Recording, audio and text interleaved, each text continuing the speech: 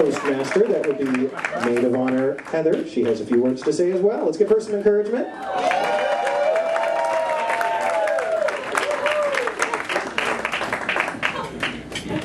Hi, I'm Heather. I'm Amy's sister, and I wanted to start off by thanking my parents, Jeff's parents, and Amy and Jeff for a truly perfect weekend. This is a very special day for Amy and Jeff and our families.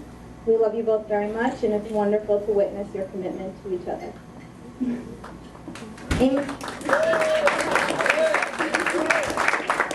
Amy has been my sister for 29 years, and being so close in age, she has always been my best friend. Jeff, I can tell you that you're very fortunate to have a caring, dependable partner for life. Today is a celebration of not only where you are now and the road ahead, but also the road that has brought you here. To be honest, it's not that easy to come up here. People expect you to be funny, maybe make fun of the bride a little bit.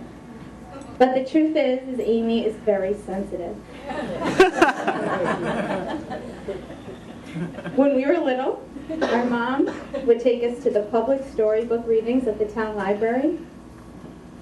And when Amy would hear the story about the 3 little kittens that lost their mittens, it would make her so sad that my mom would have to tell her, no, it's the 3 little kittens that temporarily misplaced their mittens, is the title of the story. So, she's very sensitive. She's not only sensitive, but she's also very empathetic. Many of you have heard the meatball song, On Top of Spaghetti, that maybe we can hear a little bit of now, just to get Amy's emotions going again.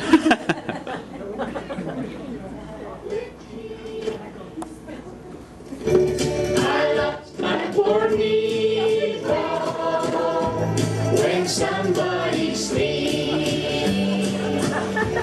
It rolled off the table and onto the floor. And then my poor meatball out of the door.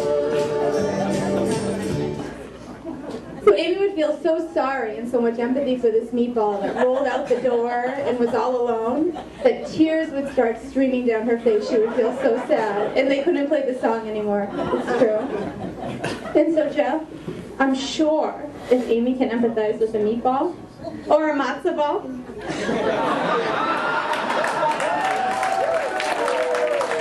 she can definitely empathize with you if you're going through a tough time.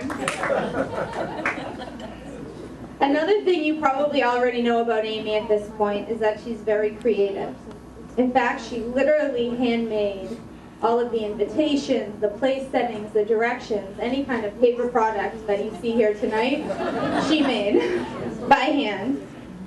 And her creative instinct and eye for beauty, something that I know is not a recent thing.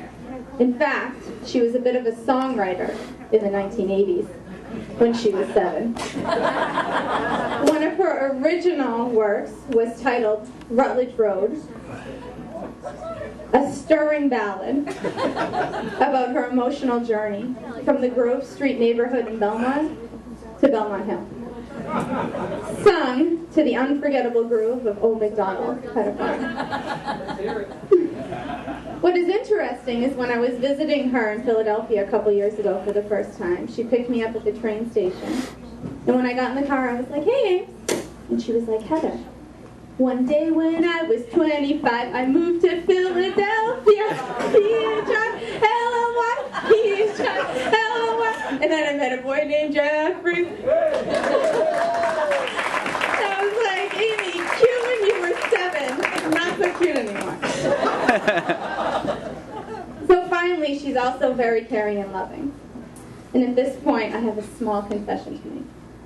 When I was 12, I used to go into her room and read her diary. Oh. It's a family trait! It's genetic!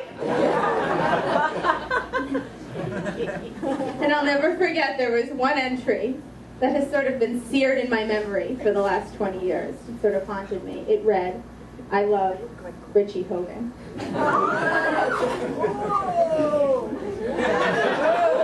But Jeff, I wouldn't worry about this, because she would also regularly write, I love Joey McIntyre from New Kids on the Block.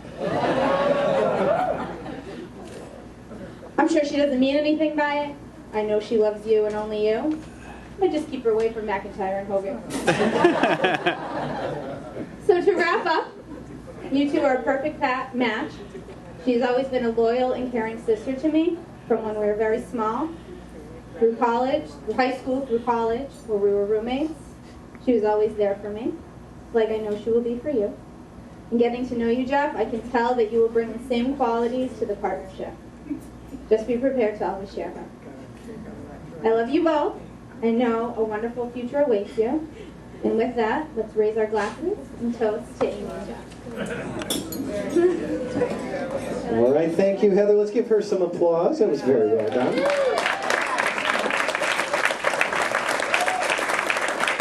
Your entree is served in a few moments. Until then,